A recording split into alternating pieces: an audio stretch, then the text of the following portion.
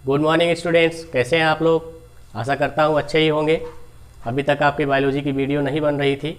आज से बायोलॉजी की वीडियो बनना स्टार्ट हो जाएगी और समय समय पर आपके निर्धारित टाइम टेबल के अनुसार आपको ये वीडियो मिलने लगेगा। फ़िलहाल आज पहला दिन है ऑनलाइन क्लास का, तो मैं सोच रहा हूँ कि आप लोगों को सबसे पहले बायोलॉजी का एक जनरल इंट्रोडक्शन दे दूँ, जिसमें आपको बताया जाएगा कि बायोलॉजी की डेफिनेशन क्या है, बायोलॉजी में कितनी शाखाएं होती हैं। हालांकि आप जानते ही होंगे, मैं तो समझता हूं कितने आप बुद्धिमान हैं कि पहले से ही तैयार करके रखे होंगे, लेकिन एक बार बताना मेरा भी फर्ज बनता है। तो सबसे पहले यही जनरल इंट्रोडक्शन ही आज करेंगे और कल से एनसीईआरटी बेस पर जो भी आपका सिलेबस रहेगा उस हिसाब को आपको टॉपिक पढ़ाया जाएगा। तो फिलहाल चलिए शुरू करते हैं। आज देख लेते हैं बायोलॉजी के बारे में कुछ इसके जनरल इंट्रोडक्शन। सबसे पहले हम बायोलॉजी के बारे में देखेंगे कि ये बायोलॉजी जो शब्द है ये बना कैसे, इसका निर्माण हुआ कैसे। तो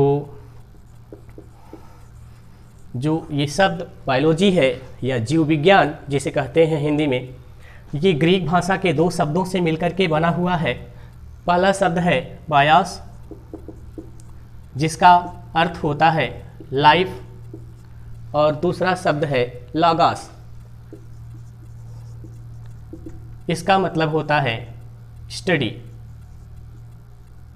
कहने का मतलब बायोलॉजी के अंतर्गत हम जीवों का अध्ययन करते हैं या ऐसे जीवों का अध्ययन करते हैं जो जीवधारी हैं। अब अगर इस हिसाब से इनकी डेफिनेशन बनानी हुई तो हम कह सकते हैं कि विज्ञान की वह शाखा जिसके अंतर्गत जीवधारियों का अध्ययन किया जाता है उसे जीव विज्ञान या बायोलॉजी कहते हैं। अब इसके बाद देखते हैं ये बायोलॉजी के अंतर्गत जो जीवधारी आते हैं वो दो प्रकार के होते हैं। एक तो जंतु होते हैं, एक तो जंतु होते हैं एनिमल, और दूसरा होता है पादप प्लांट्स। जीवधारी दो प्रकार के होते हैं, एक जंतु दूसरा पादप। इसका मतलब हम इसको भी दो शाखाओं में बांट सकते हैं, और बांटा गया है, ऐसी बात नहीं है बांट सकते नहीं है, बल्कि ये दो शाखाओं में बांटा गया है। जंतुओं और पादपों के आधार पर बायोलॉजी की दो शाखाएं बनाई गई हैं, जिसमें हम जंतुओं का अध्ययन करते हैं बायोलॉजी, जिसमें हम जंतुओं का अध्ययन करते हैं उसको हम जूलॉजी के नाम से जानते हैं, या इसको कुछ लोग जूलॉजी भी कहते हैं। और जिसके अंतर्गत पादपों का अध्ययन किया जाता है उसको बॉटनी कहते हैं या वनस्पति विज्ञान के नाम से जाना जाता है। जो आपका जूलॉजी है या जूलॉजी है, ये भी ग्रीक भाषा से मिलकर के बना है या ग्रीक भाषा से इसकी उत्पत्ति हुई है। जो शब्द है ग्रीक भाषा का वो है जून, कहीं कहीं पर इसे जोइयन भी लिखा जाता है। तो फिलहाल कई शब्दों से क्या मतलब होता है, एक नाम जानिए जून। जून इसका मतलब होता है एन एनिमल, और लॉगस इसका मतलब होता है स्टडी। अब इस हिसाब से अगर देखा जाए तो इसकी भी डेफिनेशन बन के तैयार हो सकती है कि जीव विज्ञान की वह शाखा, क्योंकि जीव विज्ञान के अंतर्गत ही ये जूलॉजी आता है, तो जीव विज्ञान की वह शाखा जिसके अंतर्गत एनिमल्स का मतलब जंतुओं का अध्ययन किया जाता है उसे हम जंतु विज्ञान कहते हैं। जूलॉजी का मतलब हिंदी में होता है जंतु विज्ञान। अब उसके बाद चलते हैं, थोड़ा बॉटनी के बारे में देख लेते हैं। ये भी ग्रीक भाषा से बना है। जो इसकी ग्रीक भाषा है वो क्या है, इसकी ग्रीक भाषा देख लेते हैं।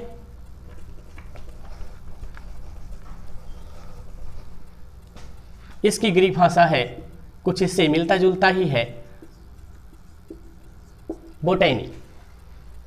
इसकी ग्रीक भाषा है बोटैनी, बोटैनी से बना है, जिसका मतलब होता है प्लांट, या इसको हर्ब कह सकते हैं। हर्ब कहने का मतलब जिसके अंतर्गत पादपों का अध्ययन किया जाए, जीव विज्ञान की उस शाखा को हम बॉटनी या हिंदी में वनस्पति विज्ञान के नाम से जानते हैं। तो इस हिसाब से इनकी शाखाओं के बारे में तो हमें जानकारी मिल गई। थोड़ा सा अभी हम और आगे चलते हैं कि जो बायोलॉजी शब्द है, ये बायोलॉजी शब्द की उत्पत्ति या इस शब्द का सर्वप्रथम प्रयोग किसने किया था, थोड़ा सा उनके बारे में जान लेते हैं। एक वैज्ञानिक थे, एक नहीं बल्कि दो थे, लैमार्क, और दूसरे वैज्ञानिक का नाम है ट्रेविरेनस।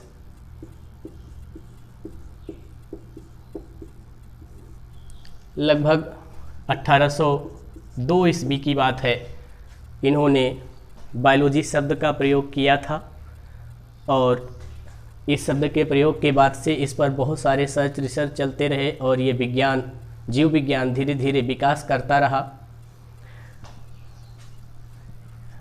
अरस्तु, जो अरस्तु हैं,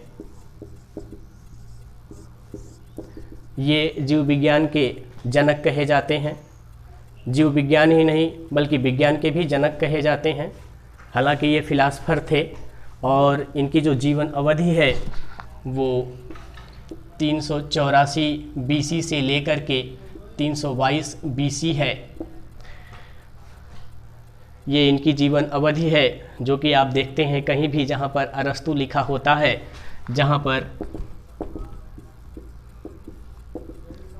जहाँ पर ये लिखा होगा एरिस्टोटल या अरस्तु, जहाँ पर लिखा होगा उसी के आगे ब्रैकेट में ये दिया होता है।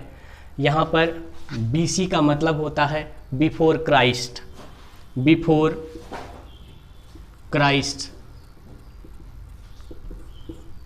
बिफोर क्राइस्ट का मतलब होता है ईसा पूर्व।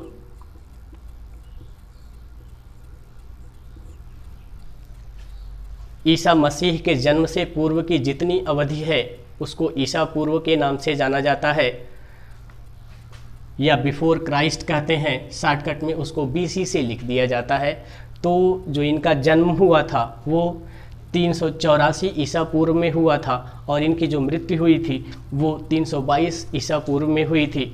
यहाँ पर आप देख रहे हैं मैंने लिखा है नाम अरस्तु। ये जो अरस्तु हैं ये विज्ञान के भी जनक कहे जाते हैं और जीव विज्ञान के भी जनक कहे जाते हैं। अब आगे देख लेते हैं। हाँ, एक नाम और है जंतु विज्ञान। अभी मैंने इसकी शाखा के बारे में बताया था। तो जंतु विज्ञान के अगर जनक के बारे में जानना हुआ तो जंतु विज्ञान के जनक भी यही हैं। कहने का मतलब ये 3 प्रकार के विज्ञान के जनक हैं। एक तो आपका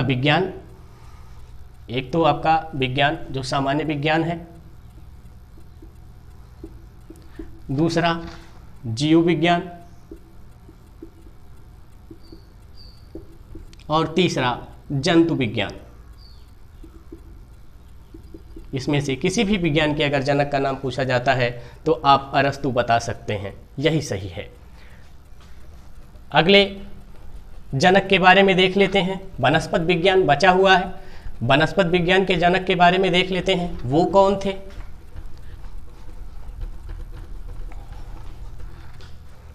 तो उनका नाम है थियोफ्रेस्टस।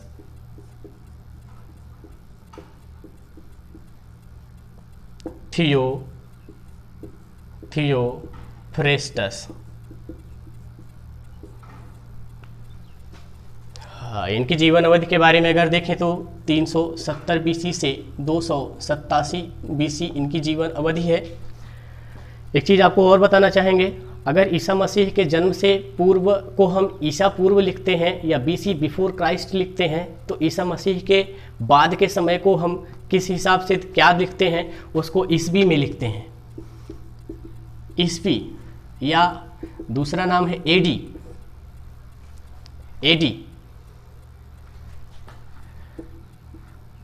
एनो डोमिनी ये नाम है।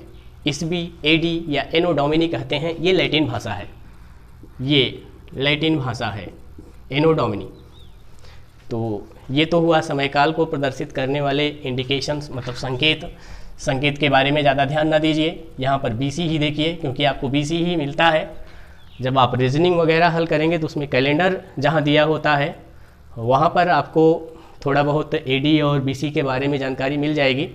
फिलहाल आगे चलते हैं। थियोफ्रेस्टस का नाम आप देख ही रहे हैं। यहाँ पर थियोफ्रेस्टस को वनस्पत विज्ञान का जनक कहा जाता है। वनस्पति विज्ञान का जनक कहा जाता है।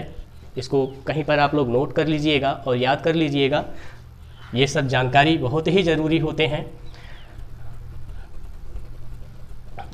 अरस्तु की सबसे पहले वाली बुक का नाम क्या है? सबसे प्रथम बुक का नाम क्या है? अरस्तु जो हैं, जो अरस्तु थे, इनकी सबसे पहली बुक का नाम है हिस्टोरिया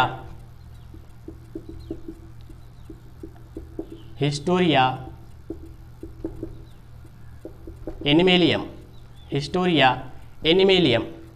इस बुक में इन्होंने लगभग 500 एनिमल्स लिए थे।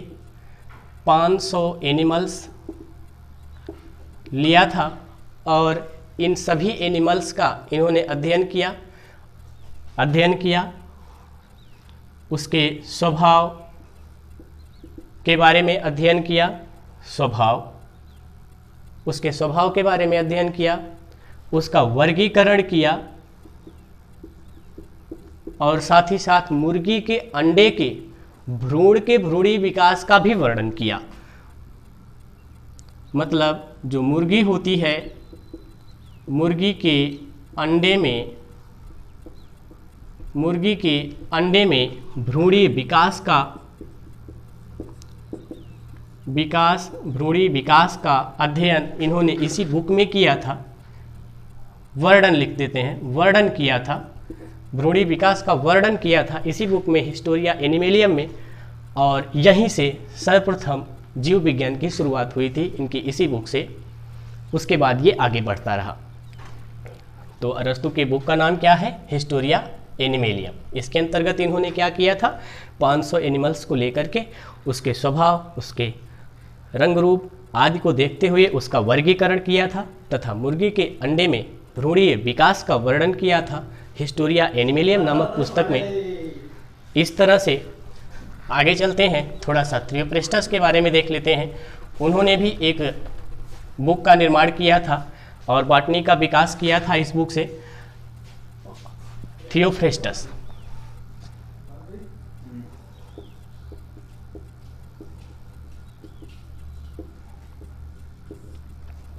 इनकी बुक का नाम है हिस्टोरिया प्लांटेरम। हिस्टोरिया प्लांटेरम ये बुक थी। इन्होंने इसमें 500 प्लांट्स लिए थे और ऐसे सभी प्लांट्स का अध्ययन किया और इनके रूप, मतलब इनके आकार तथा आयु के आधार पर इनको वर्गीकृत किया था। इस तरह से बॉटनी की शुरुआत हुई थी और शुरुआत इन्होंने किया था अपनी बुक में, सबसे पहले शुरुआत इन्होंने किया था, जिसके कारण से इन्हें अपने अपने चाहे जंतु विज्ञान हो चाहे वनस्पति विज्ञान हो का पिता कहा जाता है। तो फिलहाल आज के लिए इस वीडियो में इतना ही। अब नेक्स्ट वीडियो में आपको हम टॉपिक से संबंधित जो भी आपका पहला टॉपिक होगा आपकी बुक में एनसीईआरटी के पैटर्न के आधार पर उस हिसाब से आपका टॉपिक शुरू करेंगे।